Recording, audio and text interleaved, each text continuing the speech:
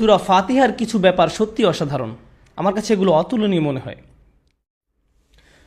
সূরা ফাতিহার প্রথম 3টি আয়াত হলো আল্লাহকে নিয়ে, আলহামদুলিল্লাহি রাব্বিল আলামিন আর রহমানির রহিম মালিকি ইয়াউমিদ্দিন। এই আয়াত 3টি কাকে নিয়ে? আল্লাহকে নিয়ে। আর শেষ 3টি আয়াত ইহদিনাস সিরাতাল মুস্তাকিম সিরাতাল লাযিনা আন'আমতা আলাইহিম গায়রিল মাগদুবি আলাইহিম ওয়ালাদ-দাল্লিন। এই 3টি আয়াত হলো আমাদেরকে নিয়ে। আচ্ছা, এখন মাঝের একটা আয়াত আছে। এই মাঝের আয়াতে বলা আছে আমরা আল্লাহকে কি দিতে চাই আর আল্লাহর কাছ থেকে আমরা কি চাই।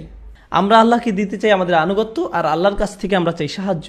অন্যভাবে বলা যায় সূরা ফাতিহার শুরুটা হলো আল্লাহকে নিয়ে, মাঝের অংশটা হলো আল্লাহ এবং আমাদেরকে নিয়ে, আর শেষের অংশটা হলো আমাদেরকে নিয়ে। সূরাটি সুন্দর করে ভারসাম্য করা, আল্লাহ, আল্লাহ এবং আমরা, আমরা। আল্লাহর সাথে আমাদের সম্পর্ক এরকমভাবেই ভারসাম্য করে রাখা হয়েছে। তাহলে প্রথম 3 আয়াত হলো আলহামদুলিল্লাহি রাব্বিল আলামিন আর রহমানির রহিম মালিকি ইয়াউমিদ্দিন। এই 3 আয়াতের মর্মার্থ কি জানেন? আমি আগে বিশদ বর্ণনা করেছি। প্রশংসা, কৃতজ্ঞতা, তিনি আমাদের মালিক। তিনি এতটাই ভালোবাসেন যে আমরা তার আদেশ অমান্য করলেও তিনি সাথে সাথে শাস্তি দেন না, কিন্তু বিচার দিবসে সবাইকে জবাবদিহিতা করতে হবে। এই সব কিছুর উপসংহার হলো আমি তোমার আনুগত্য করতে রাজি, আমি তৈরি। এটা আরবিতে কিভাবে বলি আমরা? ইয়াকা না'বুদু।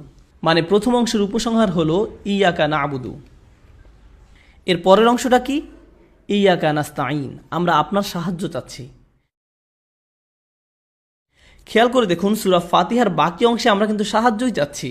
আমাদের সঠিক পথে পরিচালিত করুন, তাদের পথ যাদেরকে আপনি কবুল করেছেন, তাদের পথ নয় যারা পথভ্রষ্ট। এগুলো কি সব সাহায্য চাওয়া নয়?